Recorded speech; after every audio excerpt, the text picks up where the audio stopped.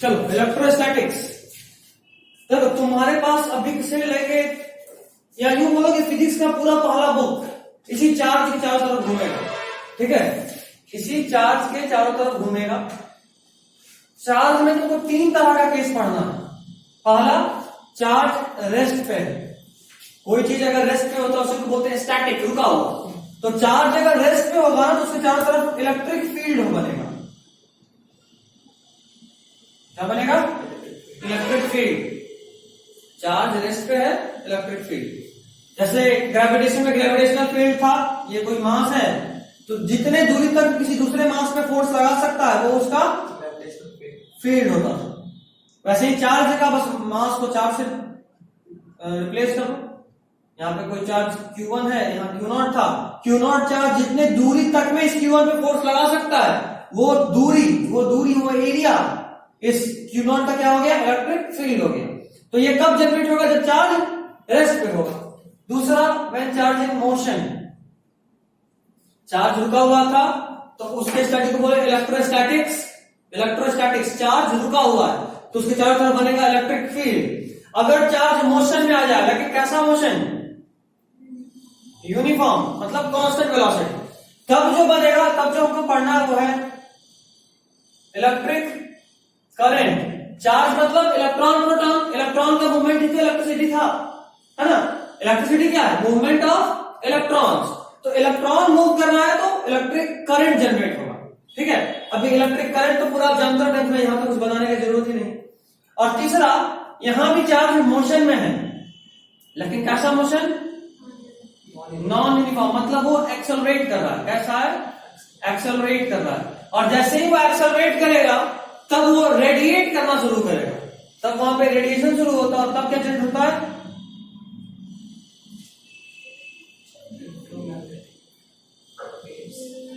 Electro. अच्छा, यहां पे इलेक्ट्रिक करंट के साथ एक और चीज याद रखना, यहां भी नहीं, यहां भी इलेक्ट्रिक फील्ड और मैग्नेटिक फील्ड भी जनरेट करता है। मैग्नेटिक फील्ड नहीं, यहीं भी आएगा, चार्ज मूव करेगा तभी। जैसे ही चार्ज मूव करना शुरू किया ना तो अब मैग्नेटिज्म भी आ जाता है, ठीक है।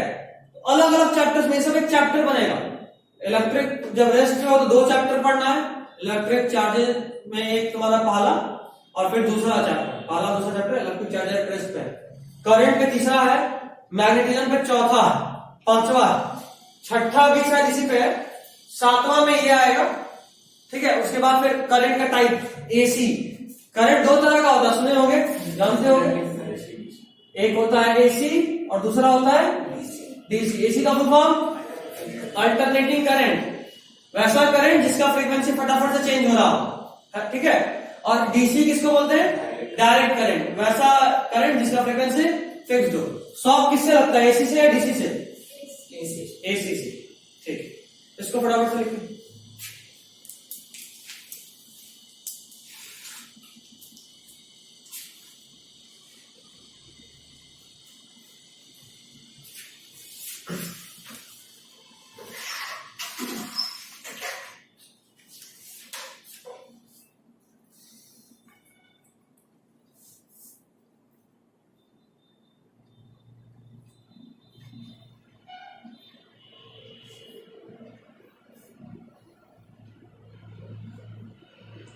यूनिफॉर्म मोशन में मैग्नेटिज्म बन रहा है तो नॉन यूनिफॉर्म में भी तो मैग्नेटिज्म बनेगा ना। जैसे जैसे आगे बढ़ेंगे वो सब चीज साथ में इंक्लूड होगा। जैसे यहाँ पे इलेक्ट्रिक फील्ड भी होगा। जैसे मान लो कोई वायर है, ये देखो कोई वायर है, इस वायर में इलेक्ट्रॉन्स मूव कर रहा है। तो जब इलेक्ट्रॉन यहाँ है तो इलेक्ट्रिक फील्ड यहाँ है, इलेक्ट्रॉन यहाँ है तो इलेक्ट्रिक फील्ड यहाँ है, मतलब इलेक्ट्रिक फील्ड भी साथ साथ मूव कर रहा है। तो जैसे जैसे आगे बढ़े से यहाँ पे इलेक्ट्रिक फील्ड भी है, यहाँ पे बात करें तो electric field, electric current, magnetism भी, मतलब सब है ना। ये जो यूनिक प्रॉपर्टी किसी लेवल पे डेवलप हो रहा है उसको बस लिखे हैं।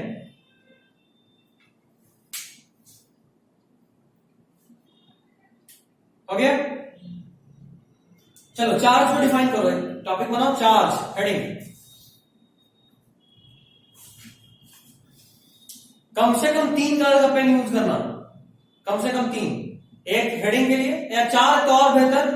जैसे रेड रखो सिर्फ हेडिंग के लिए, थ्योरी ब्लू ब्लैक में घूमेगा, नॉर्मली ब्लू में रखना, जहां पे भी क्वेश्चन करना वहां क्वेश्चन को सिर्फ ब्लैक में लिखना, क्योंकि जैसे कई बार होता है क्या, मान लो एक ऐसा डायग्राम बना के तुमको दिया, फिर बोल रहे हैं कि जरा बताओ इसमें इलेक्ट्रिक फील्ड कितना लगा, तो तुम क्या किए कि यहाँ पे फोर्स बनाए ऐसा ऐसा किसी भी तरह का। प्रॉब्लम क्या होता है कि तुम यूज नहीं करते हो, और 2 दिन के बाद जब घर पे कॉपी को पढ़ते समझ में नहीं आता कि क्वेश्चन कहाँ था और आंसर कहाँ है, सब तो ब्लू ही दिख रहा होता है। जब कलर चेंज होता तो पता चलता है कि अच्छा ये ब्लू वाला क्वेश्चन था, ब्लैक वाला से सॉल्यूशन कर रहे तो फोर्स ड्रॉप किए, पहले से दिया हुआ नहीं था, ठीक है। तो ऐसा इसलिए बोले कि जरूरी है कि तुम कलर यूज करो, ब्लैक ब्लू, और जो भी इंपॉर्टेंट फॉर्मूला हो उसको ग्रीन से कम या तो लिखो या कम से कम बॉक्स में बंद करो। ये बहुत बड़ा भ्रम है, तुम दोनों के लिए बता रहे हैं कि फिजिक्स में सिर्फ समझना है, बहुत बड़ा भ्रम है। एक्चुअली में फिजिक्स में बहुत याद करना है, बहुत याद करना है। 11 में 25 तरह का फॉर्मूला तो देख चुके हो, क्या लगता है बिना फॉर्मूला याद रहे क्वेश्चन बनेगा? कोई चांस ही नहीं बनता। और एक्चुअल जिसका रिजल्ट होता है ना, वो हर टाइप के क्वेश्चन का ट्रिक याद करके जाता है। ये टाइप का क्वेश्चन देखा, सीधा ट्रिक लगा, आंसर आ गया। जैसे जोया के लिए क्वेश्चन है, जोया एक मास है यहां m, दूसरा मास है यहां m1 m2 कर देते ज्यादा अच्छा रहेगा, m2 ये m1, बीच का डिस्टेंस है r, और तुमसे पूछ रहे कि कोई मास है तीसरा मास m3, इसको हमको बीच में कहीं रखना ताकि ये मास m3 इक्विलिब्रियम में हो। याद ही नहीं, क्या बात है, ऐसा कुछ पढ़े थे? सॉल्व कैसे करेंगे? उसको बीच में लाएंगे, दो ये x मानेंगे, ये वाला r माइनस एक्स मानेंगे, और फिर सॉल्व कर लेंगे। दोनों फोर्स जहां बराबर हो जाएगा वही ऐसा पॉइंट होगा जहां वो इक्विलिब्रियम में है। बट इसका सिंपल ट्रिक है, जिस मास से आपको दूरी बता, जैसे मान लो m1 से दूरी बता रहा है x, सीधा root m1 into total distance r by root m1 plus root m2। मान लो ये 4 दिया हुआ है, ये तुम्हारा 9 दिया हुआ है, बीच का दूरी मान लो कि 3 दिया हुआ है, जरा बता तो x कितना होगा? बता देंगे क्या? ये 4 है तो 2 इंटू 3 मतलब 6 बाई 2 प्लस 3 5, 6 बाई 5। अब उसको सॉल्व करें तो हालत खराब हो गया। अब जिसको ये याद नहीं है, या जो बोलेगा कि हमको जब निकाल ही सकते तो हम याद क्यों करें, ठीक है, कोई जरूरत नहीं। लेकिन क्या वहां इतना टाइम या रफ करने का स्पेस होगा? तुम लोग को ऑनलाइन एग्जाम होगा, तुम लोग को मुश्किल से 2 या 3 पेज सीट देगा रफ करने के लिए, उसी में संभालना है। और तुम लोगों को तो कुछ नहीं मिलना है, खाली क्वेश्चन मिलेगा। अब उस क्वेश्चन पे इतना जगह ही नहीं होगा, और जगह होगा अभी तो मान लो 36 पेज का क्वेश्चन मिलना है, एग्जैक्टली बता रहे हैं, यूं ही नहीं बोल दिए। 20 से मतलब 25 से 35 के बीच में क्वेश्चन पेपर का पेज होता है। मान लो पहला पेज का क्वेश्चन कर रहे हो, उसमें 6 क्वेश्चन था, 2 क्वेश्चन में क्योंकि इतना सा तरफ स्पेस होगा ही, भर गया। अब अगले पेज में कर रहे हो, फिर अगले पेज में कर रहे हो, मतलब छठा क्वेश्चन करने के लिए तुम हर क्वेश्चन पढ़े 3 पेज पलटे फिर रफ कर रहे हो। पॉसिबल लगता है? कितना टाइम टेकिंग और इरिटेटिंग काम होगा। धीरे धीरे पता चला जब तक मैं 4500 में पहुंचा तो आखिरी पेज पर रफ कर रहे हो, है ना, 15 पेज पलट रहा, फिर आपके लिए स्पेस मिल रहा है, तो स्पेस ही नहीं होगी। जरूरी है कि ये सब याद रहे, सीधा याद रहे, क्वेश्चन है क्या आंसर। और कई बार तो यही क्वेश्चन बनता है, M1 M2 कर रहे तो यही क्वेश्चन बनता है। हो सकता है पैकेज में होगा, ऐसा था पैकेज में, शायद था, श्योर नहीं बट शायद था, डायरेक्टली क्वेश्चन बनता है। अच्छा, ये यूं ही क्वेश्चन नहीं दिए हैं, एग्जैक्टली सेम यही क्वेश्चन अभी आएगा इस चैप्टर में। क्वेश्चन हुआ कि एक चार्ज है Q1, दूसरा चार्ज है Q2, दोनों के बीच का दूरी मान लो R है, और बोलेगा कि जरा बताओ तीसरा चार्ज Q3 कहां रखें कि वो इक्विलिब्रियम में रहे। तो देखो क्या रिप्लेस हुआ है, M को Q से रिप्लेस किया बस। चलो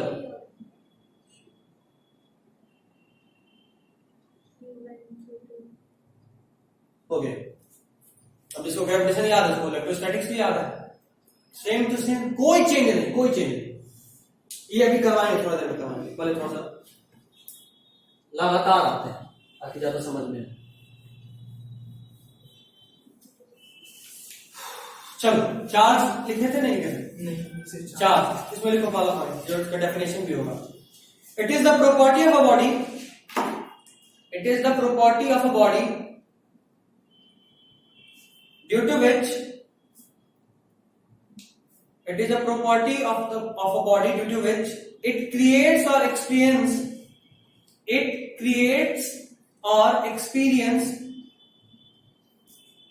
due to which it creates or experience electric field and magnetic field, due to which it creates or experience electric field and magnetic field, electric field and magnetic field, due to which it creates or experience electric field and magnetic field. ठीक है, magnetic field का भी base charge ही होता है, ठीक है। जब charge motion में आ जाता है तो इलेक्ट्रिक के साथ साथ मैग्नेटिक फील्ड भी जनरेट करता है। अगला point, it is a scalar quantity. Scalar quantity याद रखिएगा।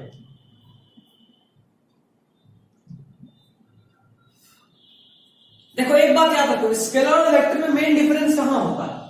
सबसे बड़ा डिफरेंस स्केलर और वेक्टर में यही है कि जब आप किसी वेक्टर क्वांटिटी को सॉल्व कर रहे हो तो अगर वहां पे आप नेगेटिव साइन स्किप कर गए तो कोई फर्क नहीं पड़ेगा, आंसर सही आएगा, ठीक है। बट अगर कोई स्केलर क्वांटिटी है और वहां पे आपको कहीं निगेटिव दिख जाए तो गलती से भी उसको मत छोड़ना, उसको यूज करना क्वेश्चन में। जैसे मान लो तुमसे हम बोले कि कोई एक ऑब्जेक्ट है m मास का, इस पे एक चार्ज डाले हैं +q और दूसरा चार्ज डाले हैं -3q, जरा बताओ इसका नेट चार्ज क्या है? बताओ। -2q। तो यहां पे अगर इस माइनस को भूल जाए, ये सोचे कि डायरेक्शन बता रहा है तो बात नहीं बिगड़ गई, ठीक है। स्केलर क्वांटिटी में नेगेटिव अगर दिया है तो उसको क्वेश्चन में यूज करना है, जबकि अगर वेक्टर क्वांटिटी हो तो आप स्किप कर सकते हो। वहां पे सिर्फ और सिर्फ वो क्या बताएगा? डायरेक्शन। वहां पे आप उसको क्वेश्चन में यूज नहीं करोगे तो भी चलेगा, और करोगे तो डायरेक्शन के साथ आंसर आएगा। दैट्स इट, ठीक है। ये ध्यान रखना, बहुत इंपॉर्टेंट कंसेप्ट है। चलो 2-3 लाइन एनसीईआरटी का है, बोर्ड्स के लिए लिखवा रहा है। When glass rod is rubbed with silk, आप सब लोग जानते हो चार्जिंग कैसे होता है, 10th में पढ़े हो। रबिंग करने से क्या? हाँ, रबिंग करने से चार्ज होता है। एक और पहले कंसेप्ट देखते हैं, उसी को वहां लिख लेंगे तो ज्यादा अच्छा लगेगा। ग्लास रॉड को सिल्क से रब किए, एक्चुअली में उससे ग्लास रॉड पे पॉजिटिव चार्ज आता है, सिल्क पे नेगेटिव चार्ज आता है, यही पूछेगा अगर पूछेगा बोर्ड्स वाला तो लिख लेना ग्लास रॉड डाल करके कि पॉजिटिव चार्ज और सिल्क को क्या बोले थे? नेगेटिव। बड़ा कंफ्यूजिंग है यार। हाँ सही है, बहुत कंफ्यूज करता है। ऐसा तो 3 है, कौन पॉजिटिव कौन नेगेटिव हमेशा कंफ्यूज करेगा। अच्छा, चार्जिंग होता है कैसे? मान लो ये कोई रॉड है ए और दूसरा रॉड है यहां बी। जैसे ही आप इन दोनों को रब करोगे, जैसे ही आप इन दोनों को रब करोगे तो होगा क्या? इलेक्ट्रॉन्स का ट्रांसफर होगा। कहां के इलेक्ट्रॉन का? तो जो आउटर सरफेस पे इलेक्ट्रॉन होगा वहां का, और आउटर सरफेस में भी कहां का? तो जो लूजली बॉन्ड होगा। अगर हम मैक्रोस्कोपिकली देखें तो यहां का जरा जितना तो तुमको ब्लू दिख रहा है उसके बाहर, मतलब इधर का, इसको हम ड्रॉ कर रहे हैं, ऐसे होगा एटम्स का सरफेस।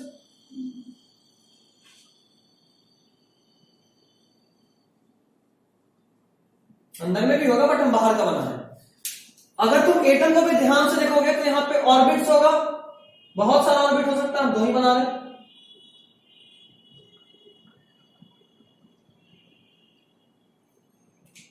अच्छा, इतना पे ही खत्म नहीं होगा, बीच में एक न्यूक्लियस भी होगा।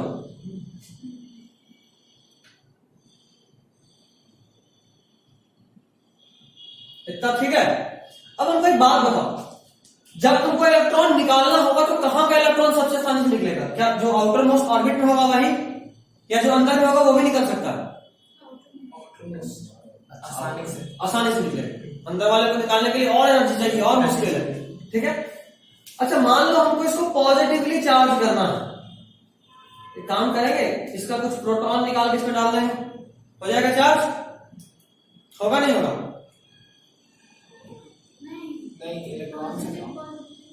हमको इसको पॉजिटिवली चार्ज करना है, पहले से है नहीं, करना है चार्ज रबिंग से। नहीं, प्रोटॉन यहां होगा न्यूक्लियस के पास, कोई ऑप्शन ही नहीं है, सिर्फ इलेक्ट्रॉन का ट्रांसफर पॉसिबल है। इतना केमिस्ट्री में पढ़े हो, कितना जान गए हो, है ना? पूरा स्ट्रक्चर ऑफ एटम यही था। कि अंदर के को कुछ नहीं कर सकते, इलेक्ट्रॉन का ट्रांसफर भी आउटर मोस्ट ऑर्बिट से ही करते हैं, अंदर वाले की भी हालत खराब, इतना एनर्जी दे नहीं सकते, है ना। तो एक बात बताओ, इसको पॉजिटिवली चार्ज करेंगे कैसे? उसमें इलेक्ट्रॉन गेन कराने में। मान लो यहाँ 10 इलेक्ट्रॉन पहले से था, 10 प्रोटॉन पहले से था, यहाँ 11 इलेक्ट्रॉन पहले से था, 11 प्रोटॉन था साथ में, दोनों न्यूट्रल दिख रहा है। अब जरा बताओ, हमको बी को पॉजिटिवली चार्ज करना है तो क्या करना होगा? मान लो हमको बी पे +3 लाना है चार्ज, अब बताओ क्या करें? 3 इलेक्ट्रॉन ए से निकाल के बी में डाल देंगे। 3 इलेक्ट्रॉन अगर ए से बी में डालेंगे तो यहाँ पे इलेक्ट्रॉन 3 तो कम हो जाएगा और यहाँ इलेक्ट्रॉन 3 बढ़ जाएगा। तो 3 इलेक्ट्रॉन बढ़ेगा तो इस पर नेगेटिव चार्ज आएगा कि पॉजिटिव चार्ज आएगा? पॉजिटिव कैसे आएगा? अरे इलेक्ट्रॉन आया है, इलेक्ट्रॉन से तो नेगेटिव चार्ज आया होगा। अगर 3 इलेक्ट्रॉन आए तो कितना हो गया? 11 इलेक्ट्रॉन पहले से था, 3 और आया तो कितना हो गया? 14 इलेक्ट्रॉन। और प्रोटॉन कितना है? 11 ही। तो नेट क्या दिख रहा है? तब तो ये नेगेटिवली चार्ज हो गया, जिससे इलेक्ट्रॉन निकलता है वो पॉजिटिवली चार्ज होता है। देखो इसमें पहले से 10 इलेक्ट्रॉन था, 10 प्रोटॉन था। हाँ बिल्कुल, इसका इलेक्ट्रॉन इसको देंगे तो ये नेगेटिवली होगा और ये पॉजिटिवली होगा। यही होता है फ्रिक्शन से चार्ज। जब भी आप रबिंग करते हो तो कुछ इलेक्ट्रॉन इधर से उधर शिफ्ट कर जाता है और उसी से क्या होता है? चार्जिंग। अब देखो, जब हम एक ग्लास रॉड को सिल्क से रब किए थे तो ग्लास रॉड पे पॉजिटिव चार्ज आया, सिल्क पे नेगेटिव चार्ज आया। जरा बताएगा इलेक्ट्रॉन किधर से किधर ट्रांसफर हुआ? सिल्क से नहीं, रॉड से सिल्क। बिल्कुल, रॉड से सिल्क में जिसमें इलेक्ट्रॉन गया वहां नेगेटिव बढ़ गया और जहां से निकला वहां नेगेटिव कम हो गया। तो पॉजिटिव डोमिनेट करके देखो ना, यहाँ पहले 10 था, अब यहां से 3 निकला तो कितना बचा? इलेक्ट्रॉन बचा 7 और प्रोटॉन कितना बचा? 10 का 10। तो पॉजिटिव डोमिनेट कर गया, समझ रहे हो? तो जब भी ऐसा कंडीशन होगा कि एक नेगेटिव एक पॉजिटिव, समझो कि पक्का ही सिर्फ और सिर्फ इलेक्ट्रॉन का ट्रांसफर हुआ। कोई कितना भी बोले भाई को +100 चार्ज जनरेट करना है, तो एक आध तो प्रोटॉन जाएगा नहीं, सिर्फ इलेक्ट्रॉन का ट्रांसफर होता है। चार्जिंग में सिर्फ किसका रोल है? इलेक्ट्रॉन का। कहीं से भी प्रोटॉन का कोई रोल नहीं होता है। ठीक, जहां से इलेक्ट्रॉन निकलेगा उसके पास इलेक्ट्रॉन का कमी होगा और पॉजिटिव डोमिनेट कर जाएगा, मतलब वो पॉजिटिवली चार्ज हो जाएगा। और जहां इलेक्ट्रॉन आएगा उस पे नेगेटिव डोमिनेट करेगा और वो नेगेटिवली चार्ज होगा। केमिस्ट्री का उल्टा भैया। केमिस्ट्री में यही होता है। नहीं, इलेक्ट्रॉन गेन करना मतलब इलेक्ट्रॉन गेन करना पॉजिटिव, नहीं नेगेटिव। क्या बोल रहे हो? सही 11th वाला मणि वाला मास्टर दोनों बना के मारेगा, क्या पढ़ा था? समझ गए? चलो, ये तो रॉड और सेल का बात हो। अगला एग्जांपल लिखो।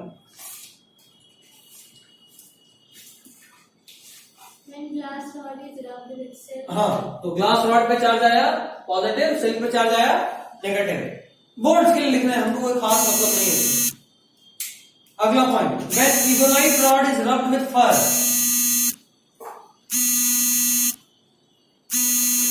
egonite rod is rubbed with fur.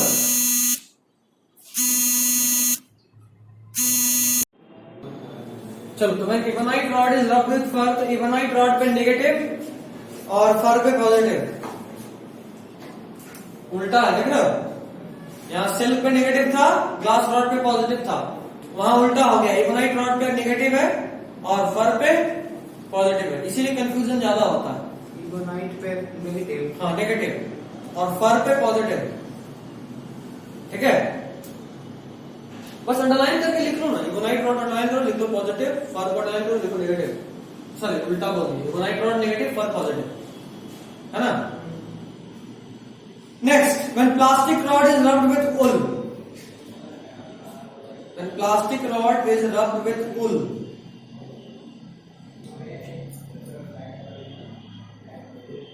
plastic rod is rubbed with wool, तो wool भी पॉजिटिव होगा और प्लास्टिक रॉड क्या होगा?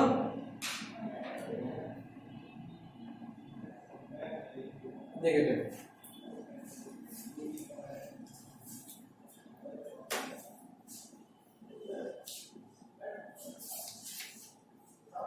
आ गया? हटाए?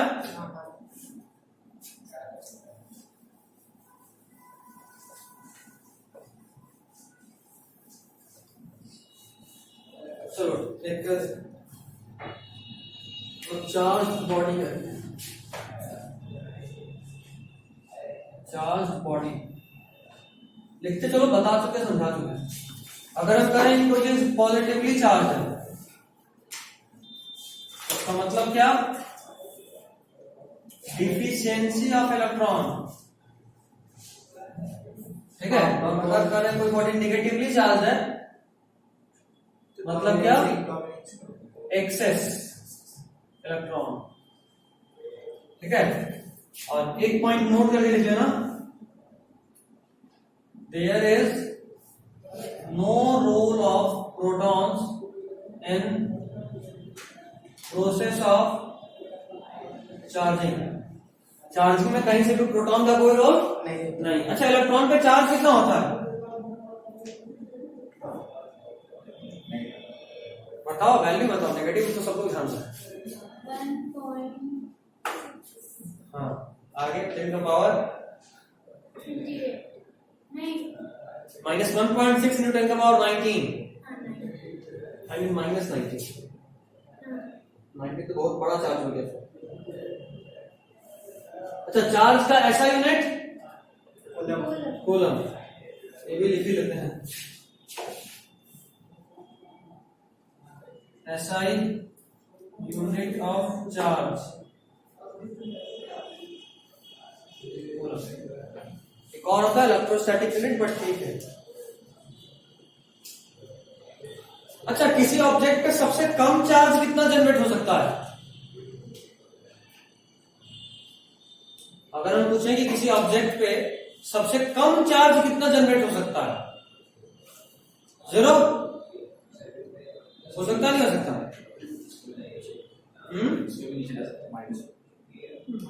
मैग्नीट्यूड पूछिए, मैग्नीट्यूड मैग्नीट्यूड बताओ, सबसे मिनिमम। 0 रहा तो फिर चार्ज कहां रहा? हाँ, तो चार्ज रहा ही नहीं ना फिर तो। हम पूछ रहे कोई चार्ज में सबसे कम चार्ज कितना? नहीं, खुद सोचो ना। मान लो ये पहला आदमी, ये दूसरा आदमी, इसको बोले ए, इसको बोले बी। हम करें ए सबसे कम चार्ज है, निगेटिव या पॉजिटिव से मतलब नहीं। मान लो अगर ये नेगेटिव चार्ज है, मतलब पक्का एक इलेक्ट्रॉन बी से लिया होगा, है ना। अच्छा, अगर ये पॉजिटिवली चार्ज है, अगर इफ ये पॉजिटिवली चार्ज है, मतलब पक्का एक इलेक्ट्रॉन बी को दिया होगा। कोई आधा इलेक्ट्रॉन तोड़ कर दे नहीं सकता, है ना। तो बोला हम सारा 2 इलेक्ट्रॉन तोड़ के दे रहे हैं, कोई बात हुआ? 2 इलेक्ट्रॉन और साथ में एक इलेक्ट्रॉन का 4 पीस करके 1 पीस दिए, पॉसिबल नहीं। मतलब आप कम से कम 1 इलेक्ट्रॉन का शेयरिंग तो कीजिएगा, और अगर 1 का भी शेयरिंग कीजिएगा, अगर मान लो 1 इलेक्ट्रॉन आप लिए, मतलब आप पे कितना चार्ज आया?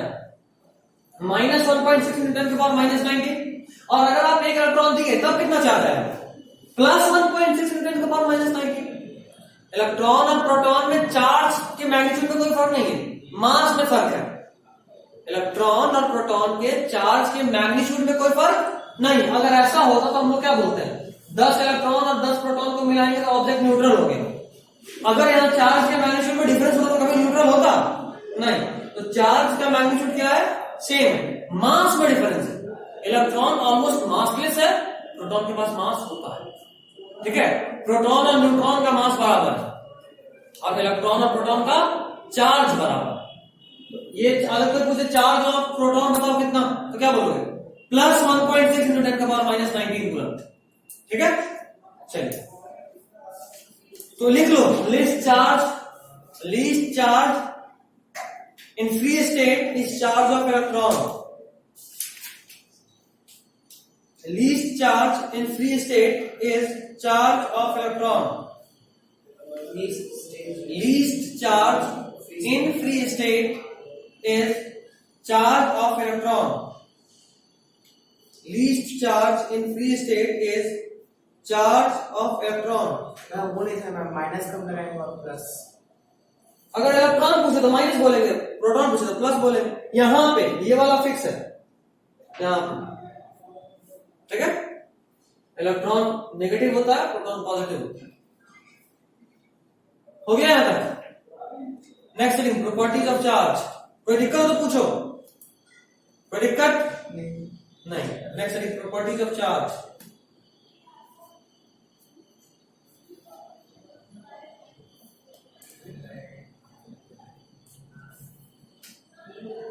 मैं जाने से पहले मैथ्स के लिए याद दिलाऊं, सर आ गए तो फोन कर देंगे, चाहते हैं अपना करके देखना। ऐसे तो सेंडिंग है, 10 दिन भी करो, कोई दिक्कत नहीं, कंफर्म हो जाए। और साथ साथ एक आध जगह और देखना, ये नहीं कि बस यही क्या बात, क्योंकि देखो टीचर का अपना कोई वैल्यू नहीं होता, डिपेंड करता है स्टूडेंट पे। हो सकता है कि हमसे बात समझ में आ रहा तो उनको नहीं आ रहा, एग्जाम्पल दे रहे हैं, हो सकता है, क्योंकि सामने वाले से ट्यूनिंग कैसा बैठा वो मैटर करता है। तो इसलिए तुम 2-3 जगह देखना, जहां तेरा ट्यूनिंग बेस्ट बैठ गया बेस्ट है, समझ में आने का मतलब है ना, समझ में जहां है। अगला आर्टिकल है प्रॉपर्टीज ऑफ चार्ज। पहला प्रॉपर्टी देखो, charge is conserved for an isolated system. Charge is conserved for an isolated system. Charge is conserved for an isolated system. किसी भी आइसोलेटेड सिस्टम में नेट चार्ज हमेशा ही फिक्स होता है, ठीक है। सिस्टम जैसे मान लो एक पॉजिटिव चार्ज था +4 कूलम का, और एक दूसरा चार्ज था +6 कूलम का, ठीक है। ये आइसोलेटेड था, ये आइसोलेटेड था, चार्ज फिक्स था। उसके बाद क्या किया कि हमने दोनों को जोड़ दिए। जोड़ने के बाद अब ये पूरा एक सिस्टम बन गया, है ना। और अगर ये सिस्टम आइसोलेटेड है तो नेट चार्ज अभी भी फिक्स होगा। कितना चार्ज होगा जरा बताओ? टोटल 10 हो गया, 10 में से 5 कूलम यहां होगा, 5 कूलम यहां होगा, है ना।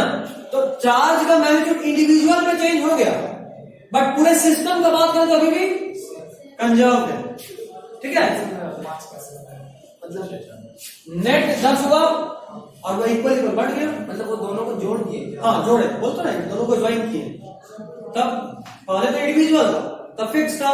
जब दोनों को ज्वाइन कर दिए, दोनों को ज्वाइन की तो शेयरिंग ऑफ चार्ज हुआ, और उस शेयरिंग होने के बाद क्या हुआ कि दोनों इक्वल बढ़ गया। अगर दोनों का मास भी सेम है तो मास बहुत मायने रखता है, बहुत मायने रखता है। आगे सीखेंगे पूरा कैसे क्या होता है, पूरा टॉपिक ही पढ़ेंगे शेयरिंग ऑफ चार्ज। एक पॉइंट और लिखो, ये अभी समझ में नहीं आएगा बट लिख लो, आगे समझ में आएगा। लिखो, sharing takes place, sharing takes place till potential is same. Sharing takes place, sharing किसका सेम का बात कर रहे हैं? चार्ज। इलेक्ट्रॉन का बात बस हो गया, इलेक्ट्रॉन का बात नहीं करना है। Is same. पोटेंशियल अगर ग्रेविटेशन से याद है तो ठीक है, नहीं याद है तो फिर जब पढ़ेंगे इलेक्ट्रिक पोटेंशियल तो समझ में आएगा।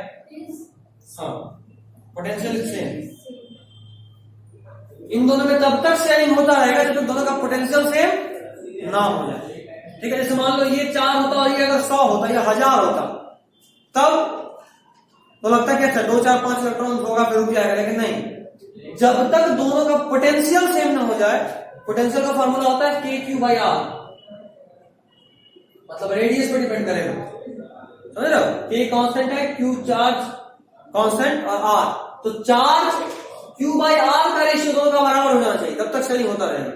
हो सकता है दोनों बराबर बराबर चार्ज बटे, हो सकता है बराबर नहीं भी, बट Q/R, जैसे देखो यहां पे दोनों का मास सेम बोले मतलब दोनों का रेडियस सेम, और अगर दोनों का रेडियस सेम तो जरा Q/R बताओ, 5/R = 5/R हो गया बराबर, तो 5 पे आगे रुक गया।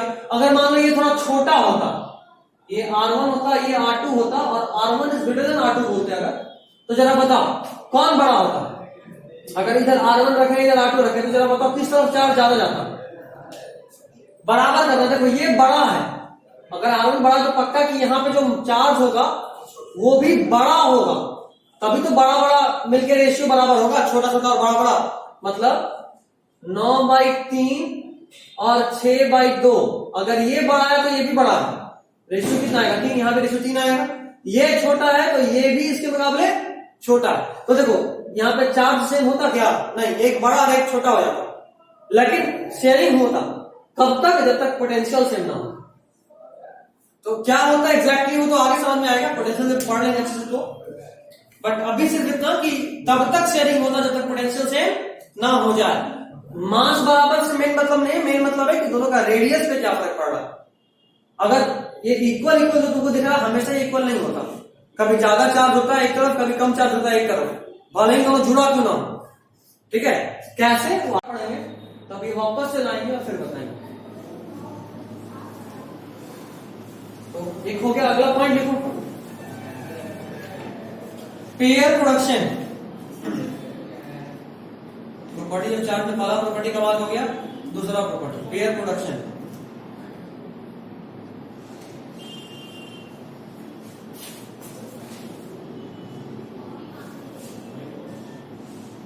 पेयर प्रोडक्शन, देखो एक न्यूक्लियस है, इस न्यूक्लियस में आप गामा रे से स्ट्राइक कर रहे हो। गामा रे जब ये स्ट्राइक करेगा ना तो यहां से एक इलेक्ट्रॉन और एक पॉजिट्रॉन निकलेगा, इसको बोलते हैं, और इसको बोलते हैं, यूं तो है ये इलेक्ट्रॉन प्रोटॉन की तरह ही, लेकिन नाम क्या रखे, पॉजिट्रॉन। तो देखो जब भी बना तो एक पेयर बना जिसका नेट जीरो है ना, नेट जीरो है। कंजर्वेशन ऑफ चार्ज को मेंटेन करने के लिए ये चीज है कि जो भी निकलेगा उसका नेट कितना होगा, सम जीरो। इसको बोलते हैं पेयर प्रोडक्शन। कुछ नहीं, बस जो है उसी को याद रखना कि जब कोई गामा रे किसी न्यूक्लियस में बॉम्बार्ड होता है तो वहां से एक पॉजिट्रॉन और एक इलेक्ट्रॉन निकलता है और नेट जीरो होता है। ठीक है, लिख लो। और गामा रे मतलब एनर्जी।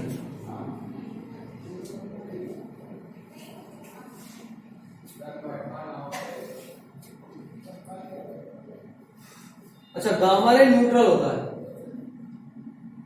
मतलब यहां पे नेट चार्ज कितना है, जीरो। और वही चीज यहां भी नेट चार्ज जीरो में क्या है,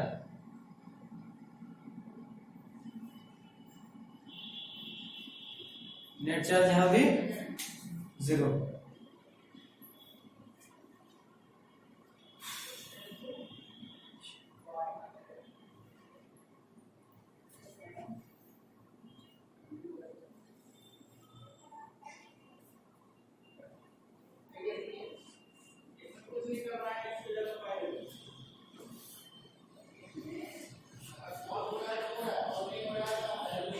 ओके,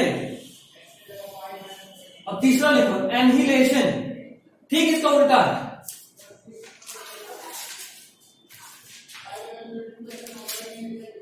अच्छा, एनर्जी का फॉर्मूला क्या होता है अगर हम किसी ईएमआई के फॉर्म में, सॉरी इलेक्ट्रोमैग्नेटिक रेडिएशन के फॉर्म में बात करें तो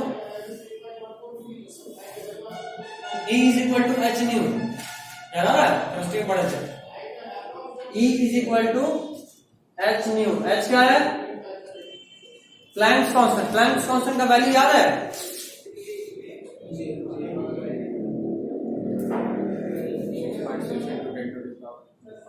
सही जा रहा वो पूरा, 10 to the power minus 34। Very good, 6.626 into 10 to the power minus 34। रुक जाओ भाई, लेकिन आते जाने से बोल रहे सब ओवर कर दिया। नहीं सर, ये याद है कि एक बार 34 जीरो लगा रहा था। ठीक है, ये न्यू क्या है, ये फ्रीक्वेंसी ऑफ वेवलेंथ। ठीक है, एनर्जी का यही फॉर्मूला होता है, इसका जो भी फ्रीक्वेंसी होगा उसको गैस से मल्टीप्लाई कर देंगे, उसमें एनर्जी कितना ही मिल जाएगा। ठीक है, तो चलो ये तो केमिस्ट्री भी हम रिलेट कर दे रहे हैं। पता है कहां चले गए थे, 6.022 10 to the power 34 वाले में चले गए थे। वो भी गलत है। नहीं, किसका 6.022 किसका वैल्यू था, कोई बता सकता है? पूरा नाम बताओ, पूरा वैल्यू बताओ। 6.022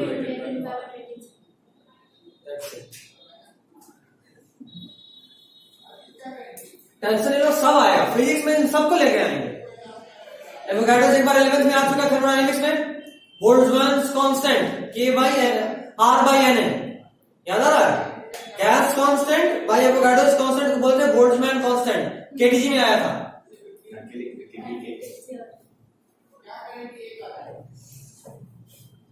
अब यहाँ तो 3 चैप्टर पूरा पूरा पढ़ना है उसी पे, डुअल नेचर में de Broglie's wavelength is equal to एस पे घूमेंगे, स्टॉपिंग पोटेंशियल इस सब पे, फिर एटम्स एक चैप्टर होगा जहां पे शिफ्ट कराएंगे, ऑर्बिट इतना एनर्जी दिए, जरा बताओ कहां से कहां जंप करेगा, कौन सा स्टेज निकलेगा, और फिर पढ़ेंगे न्यूक्लियर, वहां पे थोड़ा न्यूक्लियर फ्यूजन जानेंगे, वो थोड़ा अलग।